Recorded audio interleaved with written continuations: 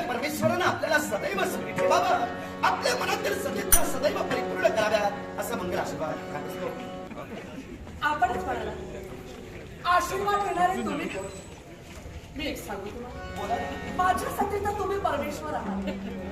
जेणेकरून ज्या संकटापासून मी एवढे त्रस्त झाले होते, त्या संकटातून तुम्ही मला वाचविला. हो, तुमची माझी तरी या क्षणी ग्रंथिका होते. असा तुमच्यावर आलेला अरिष्ट दूर करण्यासाठी मी धावून गेलो. फक्त एकच, ते आता इथून गेलाय ना, ते अभिरामची संकट माझ्यावर कोसळलं होतं. हा अभिराम स्वैराचारानं वागतो. स्त्री जातीचा सुद्धा स्वाभिमान पायदळी तुडवतोय. वैकुंठीच्या नारायणाचा मी 7वा अवतार आहे. मला देव म्हणा, माझी सेवा करा, माझी भक्ती करा.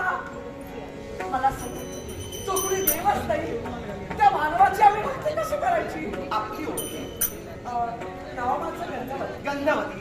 चिंता करू नका, अभिरामांचा समाचार मी योग्य रीतीने घेतलेला आहे. पण युद्धाला पृष्ठभाग टाकून त्यांनी पलायन केलं. आता तुमच्या मुखातून निघणाऱ्या शब्दांनी या अभिरामाबद्दल तिरस्कार अधिकाधिक वाढत गेला. याला जर जिवंत सोडलं तर आज स्वैराचारानं वागेल. तुमच्या बाबतीत त्याला जे घडलं ते स्त्रियांच्या बाबतीत घडेल. तेव्हा निश्चित राहा, त्यांचा सेवन केल्याशिवाय त्यांच्या मला खात्री आहे की ज्याप्रमाणे न वापरता सुद्धा आजच्या संकटापासून आमची मुक्तता आपण केला.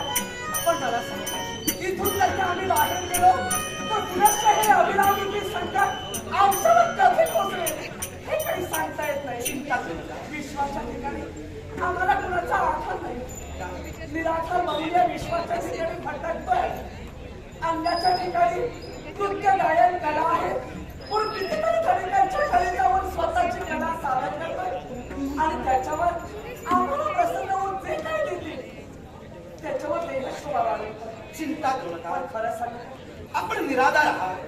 संरक्षणाची जर आपल्याला गरज असेल तर तुम्हाला मी आधार देण्यास तयार आहोत म्हटलं.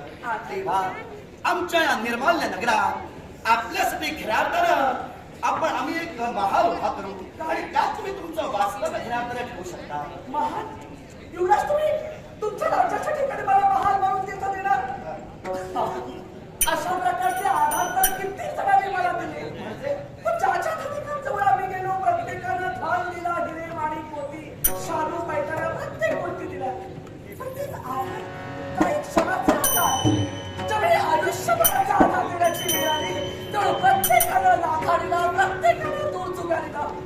पण आयुष्यभराचा आधार मात्र पुढे दिला नाही. चिंता करू नका. ज्या आधारामुळे आम्हाला खात्री होती की आता खाली काळाची आम्हाला आमच्या जीवनात नाही असा आधार हवाय. आपल्या नेत्रासमोर गंधर्व उभाय. अर्थात दुःखितांचं दुःख आजपर्यंत मी दूर करत आलोय. धर्माचं आचरण करून नीतिमत्तेने आजपर्यंत मी वागत आलोय. तेव्हा बोला, ज्या आधाराची तुम्हाला अपेक्षा असेल तो आधार हा गंधर्व तुम्हाला देईल. एवढा शब्दावर तुमच्या विश्वास ठेवे. पण कधी ठेवे?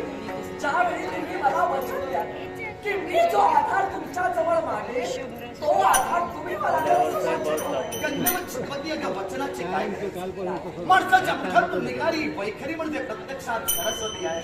पण तुझ्या मित्र मनाच्या समाधानासाठी जर तुला वचन हवं असेल तर गंधर्व तुला वचन देतो आहे. शब्द सत्य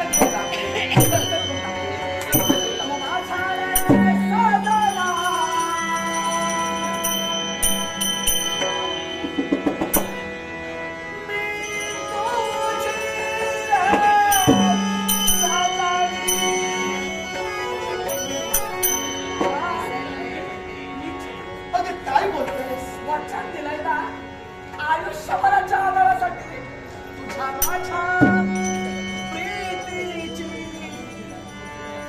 गाठ जुळू दे. या भावनेला तर तुला वचन दिलं नव्हतं. निश्चितच पण तुझ्या मनात इच्छा मला तर